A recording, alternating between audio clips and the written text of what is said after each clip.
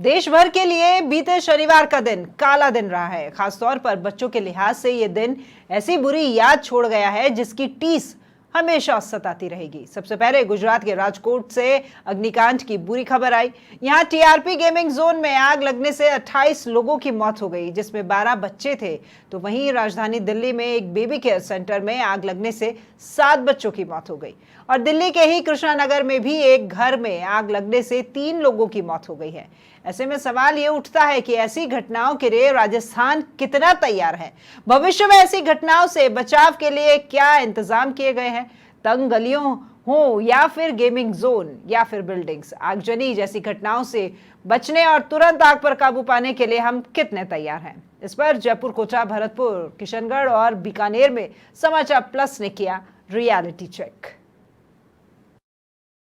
दिल्ली के बाद अब गुजरात के राजकोट में भी आगजनी की घटनाएं देखी जा रही है, जिनमें कई मासूमों की और कई लोगों की आगजनी में मौत हो गई। जयपुर शहर का, जयपुर नगर निगम हेरिटेज का जो बात करें, बापू बाज़ार का दूल्हा हाउस स्थित है, जहाँ पर कपड़ों का कारोबार होता है। काफ़ी संख्या में यहाँ पे दुकानें हैं, कॉम्प्लेक्स बने हुए हैं और तंग गलियाँ आप ये देख सकते हैं। बिल्कुल काफ़ी छोटी गलियाँ हैं, चौक में भी चौक कहना पड़ेगा कि 1 राउंड, 2 राउंड, 3 राउंड तक यहाँ पर गलियाँ हैं। गलियों के अंदर चौक है, चौक के अंदर काफ़ी सारी दुकानें हैं। दुकानों के हालात आप देख सकते हैं, कुछ दुकानें चालू है, कुछ बंद है, कुछ में गोदाम बनाए गए हैं। तो ऐसे में यहाँ पर अगर आगजनी जैसी घटनाएं घट जाए तो फिर क्या इंजाम हो? आखिर देखना की बात यह है कि जयपुर नगर निगम हेरिटेज की ओर से और निगम प्रशासन की ओर से बड़े बड़े दावे किए जाते हैं, लेकिन हालात आप बयां करते नज़र आ सकते हैं कि इन तंग गलियों में अग्निशमन की, फायर ब्रिगेड की गाड़ियाँ आना मुश्किल है, असंभव है। तो ऐसे यहाँ पर देख सकते हैं कि तंग गलियों में जो अग्निशमन की गाड़ी या उनके उपकरण नहीं आ सकते, तो ऐसे हालात में जो आग बुझाने का काम कैसे हो? तो ऐसे हालात में देखा जा सकता है। हम बात करते हैं, यहाँ पर देख सकते हैं कि काफ़ी संख्या में जो दुकानें हैं उनके अंदर जो बात करें सामान भी है। अति व्यस्त मार्केट होने के कारण आगजनी जैसी घटनाएं कभी भी यहाँ पर घटित हो सकती है। इसके लिए जिला प्रशासन और नगर निगम प्रशासन किस प्रकार से कदम उठा पाता है? मेरे कैमरामैन साथी यासिन के साथ लीलाधर कुमार, समाचार प्लस, जयपुर। जिस तरीके से गुजरात में भीषण अग्निकांड हुआ, कई लोगों की जान चली गई, उसके बाद कोटा के रिहायशी इलाके में इस वक्त हम खड़े हुए हैं। कोटा का सबसे पुराना इलाका जो कहा जा सकता है, कोटा उत्तर में इस वक्त हम खड़े हुए हैं, जहाँ पर जो गलियां हैं काफ़ी सकड़ी है। उन गलियों में दमकल तो पहुंचना नामुमकिन ही है, लेकिन जो बाइक है वो भी पहुंचना कहने के नामुमकिन है। एक बाइक ज़रूर यहां से निकल सकती है। तस्वीरें हम आपको दिखाएंगे।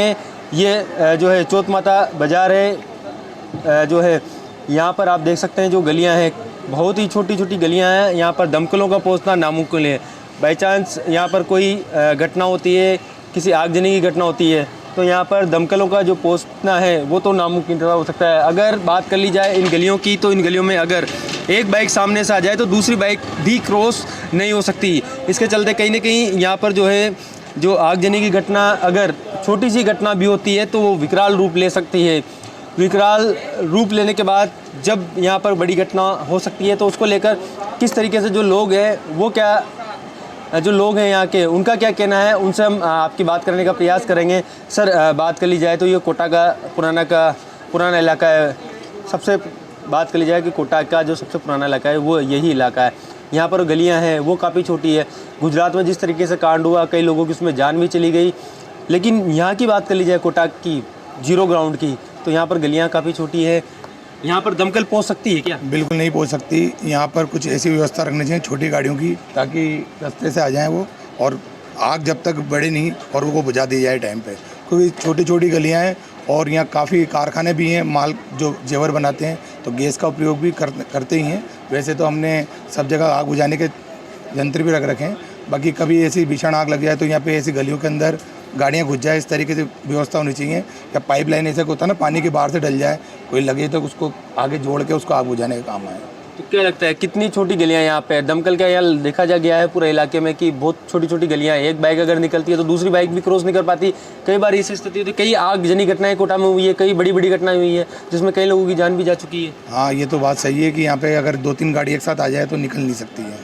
अब उसके लिए तो हमारे मंत्री जी बताएं। सर बात कर रहे हैं आपसे, यहाँ पे बहुत पुराना इलाका कोटा का, सबसे पुराना के लिए इलाका ऐसे कहा जाता है। यहाँ पर गलियाँ बहुत छोटी छोटी है, अगर बाई चांस कोई घटना हो जाती है उससे बचने के लिए कैसे क्या करें? ये तो नगर निगम को छोटी गाड़ियों की व्यवस्था करना चाहिए जो 8-10 फुट के रोड के अंदर आ सके। इससे नहीं तो भीषण अगर को विकराल रूप ले लेता है तो बुझाना नामुमकिन नहीं रहेगा उसके लिए। तो क्योंकि पास में इंदिरा मार्केट है, पूरा कपड़ा मार्केट है, तो उसमें मैं समझता हूँ ऐसी कोई व्यवस्था नहीं है यहाँ पे। तो कहीं ना कहीं लगता है कि कोटा में अगर बाई चांस इस पूरे इलाके में होती है, कितना बड़ा इलाका है जहाँ पर ये छोटी छोटी गलियाँ हैं जहाँ तक दमकलें नहीं पहुँच सकती, ये तो है। इसके अलावा कोटा के कई इलाके ऐसे जहाँ पर दमकल पहुँच ही नहीं सकती है। नहीं, पूरा इलाका इस पतली गली है सारे इलाके में, पूरे में इधर से इंदिरा मार्केट से लेकर चौथमाता बाजार तक सब पतली गली है पूरी। अगर यहाँ पे आग लगती है तो दमकल पहुँच पाएगी? दमकल नहीं पहुँचे सर। तो उस स्थिति में क्या करेंगे आप लोग? ये तो लोगों की जान मान पे भी आ सकती है। काफ़ी लोग यहाँ पर रहते हैं, कई परिवार भी यहाँ पर रहते हैं, कई बाजार है, सबसे बड़ा बाजार भी यहाँ पर मौजूद है। छोटी गाड़ियों की व्यवस्था करनी चाहिए सर, और तो क्या हो सकता है। कौन सी बाइक यहाँ पे आ सकती है? बाइक आ सकती है या कोई कार भी आ सकती है? बाइक एक के बाद दूसरी निकल सकती है, कंडीशन है। बाइक ही निकल सकती है यहाँ से। तो यहाँ से बाइक ही निकल सकती है। भैया आपसे भी जानना चाहेंगे किस तरीके की जो है यहाँ पर व्यवस्था। सुन भाई, आपसे एक बात और पूछना चाहेंगे, कितना इलाका है जो बड़ा है? और कोटा की बात करें, कोटा में कितनी जो जनसंख्या है जो इतने छोटे इलाके में रहती है? रिहायशी इलाका है काफ़ी लोग यहाँ निवास करते हैं और यहाँ पर ज़्यादातर कारखाने मतलब बनाने वाले दूर दूर से आदमी, क्योंकि पुराना मार्केट सराफा मार्केट यही है, तो काफ़ी समय से ये बाज़ार है, आज कम से कम 70-80 साल से यहाँ पर ही चलता आ रहा है। बाकी अब तो सोन रजत सराफा खुल चुके हैं, बाकी ज़्यादातर माल जो बनाने का काम है वो इसी मार्केट में होता है जी। यहाँ पर जो है परिवार भी रहते हैं, काफ़ी लोग भी रहते हैं, काफ़ी मकानों ने खाली करके चल गए, वहाँ की दुकानें ज़्यादा हैं, यहाँ पर रहने वाले लोग करीब कम ही हो गए। बाकी इस इलाके में व्यापारी लोग ज़्यादा काम करने के हिसाब से, इस इलाके में ज़्यादा व्यापारी लोग भी हैं, कई हज़ारों की संख्या में जो है व्यापारी हैं, जो यहाँ के ग्राहक हैं, वो भी काफ़ी भीड़ भाड़ देखने को मिलती है यहाँ पे। सबसे पहले जो गुजरात में घटना हुई है उसने सारे देश को झकझोर के रख दिया है और उससे हम लोगों को भी काफ़ी कुछ सीखने को मिला है। हालांकि हमारी संस्था इस मामले में प्रयासरत है, मगर वो पूरे उपकरण हम लोग उपलब्ध नहीं करा पा रहे हैं व्यापारियों को। तो इसमें गवर्नमेंट का भी हमें सहयोग चाहिए, निगम का भी सहयोग चाहिए। कुछ यातायात की बाध्यता है यहाँ पे, तो ये सारी चीज़ें हमारे वश में नहीं होती है, कुछ हमें सहयोग निगम का। किस तरीके से जो है आप लोगों ने प्रयास भी किए होंगे कि रोड छोटे हैं, कहीं जब बाई चांस कोई घटना होती है तो उसको लेकर किस तरीके के आपने प्रयास किए हैं? आप तस्वीरें देखें जी। हमने जो वायरिंग है यहाँ की, कुछ कैमरे हैं, तो कैमरे हमारे सारे ऑनलाइन होते हैं। जैसे अध्यक्ष साहब भी घर पे देखना चाहे, रात में अचानक कोई घटना हो जाती है तो हम लोग तुरंत एक्शन में आते हैं। मगर अग्निशमन का जो मामला है वो संतोषजनक नहीं है, और इसका कारण ये कि राजे रजवाड़े के समय का मार्केट है, काफ़ी छोटी गलियां भी हैं यहाँ पे, और एकाएक ऐसी कोई दमकल वगैरह यहाँ नहीं पहुँच पाती है, तो वो हमें व्यवस्था करनी होती है। तो अगर आग लगती है यहाँ पर तो उससे बचाव के लिए क्या करते हैं कि कोई इंतजाम जो है व्यापार संघ ने किया हुआ हो या यहाँ के जो स्थानीय लोग इन्होंने किया हुआ हो, किस तरीके से? अभी कोई ऐसा पानी बुझाने की तो कोई व्यवस्था ही नहीं है, जो यंत्र आते हैं बुझाने के वही लगा रखे हैं दुकानों में ज़्यादातर बस। तो कभी आपने इस बारे में अग्निशमन विभाग को या जिला प्रशासन को बताया कि यहाँ पर जो पूरा इलाका है वो पूरा इलाका ही छोटी गली में बसा हुआ है? अब इस पे विचार करना पड़ेगा, क्योंकि जिस तरीके से घटना घटी है तो सब हम लोग इसी विचार पे लग रहे हैं कि अब किस तरीके से हम ऐसी व्यवस्था करें कि अगर कोई घटना घटती है तो उससे बचा जाए।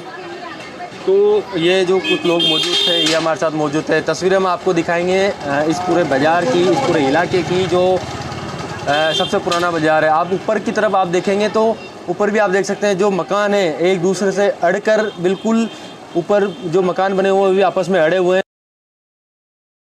देश में पिछले दिनों 3 अग्निकांड हुए हैं। पहली घटना गुजरात के राजकोट में हुई है, जहां एक फैक्ट्री में 28 लोगों की आग में जलकर मौत हो गई, जिसमें बड़ी संख्या में बच्चे भी शामिल हैं। लगभग 12 बच्चे वहां घटना का शिकार हुए हैं। दूसरी घटना दिल्ली में हुई है, बेबी केयर सेंटर में आग लगी थी, वहां 7 बच्चों की मौत हो गई थी। इसके अलावा दिल्ली के ही कृष्णा नगर इलाके में भी आगजनी की घटना हुई है, जिसमें 3 लोगों की मौत हो गई।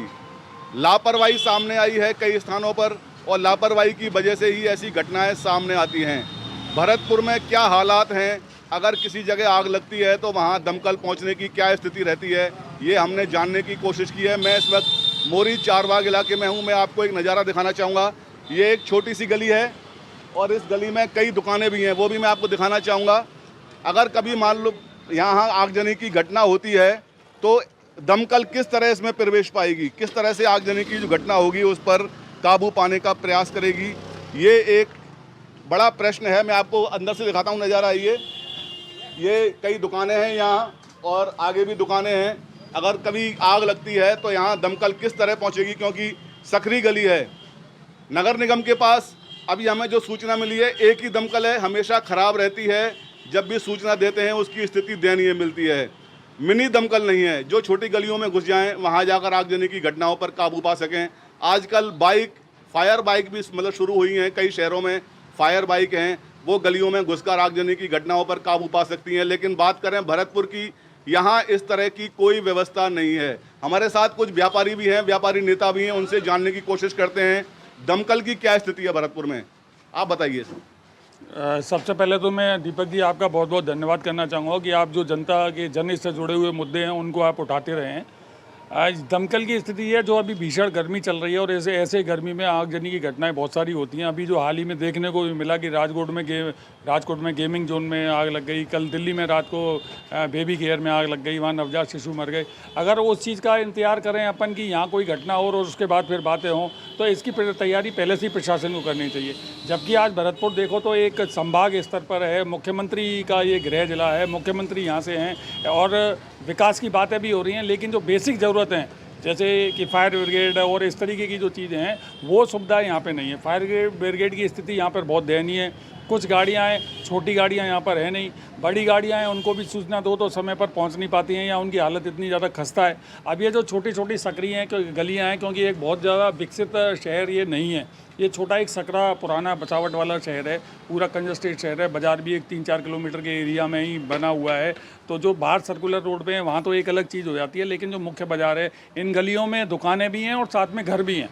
तो और ना यहाँ पे फायर ब्रिगेड की कोई गाड़ी आ सकती है और ना इस तरीके की यहाँ पे सुविधाएं कि अगर आज कल को अगर कोई आगजनी की घटना हो जाती है तो वो चीज़ नहीं होगी। इसमें मैं एक चीज़ और कहना चाहूँगा कि यहाँ के आम जन को भी फायर ब्रिगेड को समय समय पर इस तरीके की ट्रेनिंग देनी चाहिए, मॉक ड्रिल ऐसी करनी चाहिए कि वो पब्लिक को भी पता रहे कि अगर आगजनी घटना हो जाए तो हमको करना क्या है। अभी मान लो ये छोटी सी घटना, ईश्वर ना करे, ये दुकान है, यहाँ पर कोई दुर्घटना हो जाती है तो यहाँ आस के लोगों को भी नहीं पता हमें करना क्या है, क्योंकि यहाँ ना तो पानी की कोई ऐसी व्यवस्था है, दुकानें हैं तो कोई बहुत ज़्यादा पानी भी नहीं होता। तो कम से कम मॉक ड्रिल करनी चाहिए सरकार को, फायर ब्रिगेड डिपार्टमेंट को, प्रशासन को छोटी गाड़ियों की व्यवस्था करनी चाहिए। अभी जैसा कि आपने बताया कि बाइक वाली हैं, उस तरीके की सुविधाएं करनी चाहिए। प्लस लोगों को भी ट्रेंड करना चाहिए कि आप छोटी छोटी चीज़ें पानी की नहीं रख सकते हैं, रेत का कुछ ऐसे रखें या ऐसी परिस्थिति में कि आम जन को करना क्या है उसको ये बिल्कुल सही बात है। नगर निगम है भरतपुर कहने को, लेकिन नगर निगम जैसी जो सुविधाएं आम नागरिक को मिलनी चाहिए वो नहीं मिल पा रही है। भरतपुर की बात करें, भरतपुर का जो बाजार है वो गलियों से सटा हुआ है। अनेक गलियां हैं जिनमें बाजार संचालित होते हैं, वहां किस तरह दमकल घुस पाएगी ये एक बड़ा प्रश्न है। आप बताइए सर, क्या लगता है कि अगर यहाँ कभी कोई घटना हो जाए तो दमकल आ जाएगी? नहीं आई सर। क्या है कि जो अंदर की मकान दुकान है उन्होंने कि आगे अतिक्रमण कर रखा है, वो भी हटना चाहिए। उसकी वजह से कोई भी गाड़ियाँ आना जाना बहुत तकलीफ होती है अंदर जाके। ये काम आप प्रशासन को देखना चाहिए कि हमें आगे क्या करना है। बिल्कुल नगर निगम को सोचना चाहिए, जिला प्रशासन को सोचना चाहिए। हालांकि नागरिक सुरक्षा के पास छोटी दमकल बताई है, लेकिन एक ही दमकल से ज़्यादा काम चलता नहीं है। गर्मी का मौसम है, गर्मी के मौसम में आगजनी की घटनाएं ज़्यादा होती हैं। जिस तरह राजकोट में घटना हुई है, दिल्ली में 2 घटनाएं हुई हैं, ऐसी घटनाओं की पुनरावृत्ति भरतपुर में ना हो उसके लिए आम जन को भी अलर्ट रहने की आवश्यकता है। साथ ही जिला प्रशासन को भी इस बारे में सोचना चाहिए। छोटी दमकल बाइक, फायर बाइक की व्यवस्था करनी चाहिए जो कि गलियों में घुसकर आगजनी की घटनाओं पर काबू पा सके। मेरे सहयोगी मनीष के साथ मैं दीपक लवानिया, समाचार प्लस, भरतपुर। गुजरात के राजकोट में टीआरपी गेम जोन में हुए दर्दनाक हादसे के बाद किशनगढ़ में प्रशासन ने अब तक कोई कदम नहीं उठाए। आप देख सकते हैं कि इस वक्त हम मौजूद है किशनगढ़ का जो ओसवाली मोहल्ला सब्जी मंडी क्षेत्र है। आप देख सकते हैं कि भीड़ भाड़ वाला यह इलाका है, लोगों की आवाजाही यहाँ पर दिन भर रहती है, लेकिन प्रशासन की अगर हम बात करें तो प्रशासन के कानों में अब तक यहाँ पर जू तक नहीं रहेंगी। ये सब्जी मंडी भीड़ भाड़ वाला इलाका, आप देख सकते हैं कि ठेले चालक और जो ये फुटकर जो व्यापारी है, इन्होंने जो अपना सामान है पूरी तरह से जो है सड़क को घेर कर रख रखा है। बात अगर हम यहाँ पर दमकल की करें तो दमकल तो छोड़िए, यहाँ पर अगर टेम्पू या चौपहिया वाहन भी आ जाए तो बहुत बड़ी बात होगी, क्योंकि प्रशासन जो है लगातार बड़े बड़े दावे करता है कि पूरी व्यवस्थाएं माकूल है, लेकिन व्यवस्थाओं की अगर आज हम बात करें, रियलिटी चेक का समाचार प्लस की टीम यहाँ पर पहुंची है। आगे भी आपको दिखाएंगे कि किस तरह की ये व्यवस्था है। आप देख सकते हैं कि ये दुकानदारों ने जो है पूरी तरह से जो है यहाँ पर अतिक्रमण कर रखा है।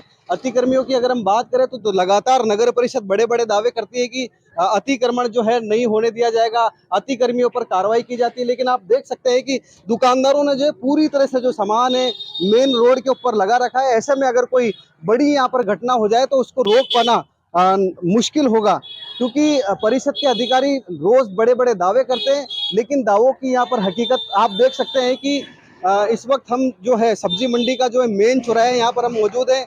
ये सब्जी मंडी इलाका है। आप देख सकते हैं कि दुकानदार भी यहाँ दुकानें यहाँ पर लगा कर बैठे हैं। सब्जी के जो थैले हैं वो पूरी तरह से, अगर यहाँ पर छोटी सी भी अगर आगजनी की या कोई घटना हो जाए तो उसे रोकना पूरी तरह से नामुमकिन होगा, क्योंकि गुजरात हादसे के बाद में अगर बात की जाए तो हादसे जरूर होते हैं, लेकिन प्रशासन है वो सिर्फ 3 दिन मातम मनाता है, उसके बाद में उन पर फौरी कार्रवाई की जाती है। चाहे कॉम्प्लेक्स मालिक हो, चाहे कोई भी, उनके खिलाफ प्रभावी कार्रवाई है वो करनी चाहिए, लेकिन कोई ठोस कदम उठाए नहीं जा सकते। आप देख सकते हैं कि तारों की अगर हम बात करें तो पूरी तरह से जो मकड़जाल है, तारों का पूरी तरह से झुंड यहाँ पर फैला हुआ है। ऐसे में अगर कोई शॉर्ट सर्किट, क्योंकि भीषण गर्मी के चलते है वो भी रोजाना यहाँ पर हादसे हो रहे हैं, रोज आगजनी की घटनाएं हो रही है, लेकिन तारों का देख सकते हैं कि सहयोगी विशाल आपको दिखा रहे हैं कि तारों का जो मकड़जाल है, ऐसे में कब शॉर्ट सर्किट और कब इस भीड़भाड़ वाले इलाके में अगर कोई बड़ा हादसा हो तो उसको रोक पाना पूरी तरह से मुश्किल होगा।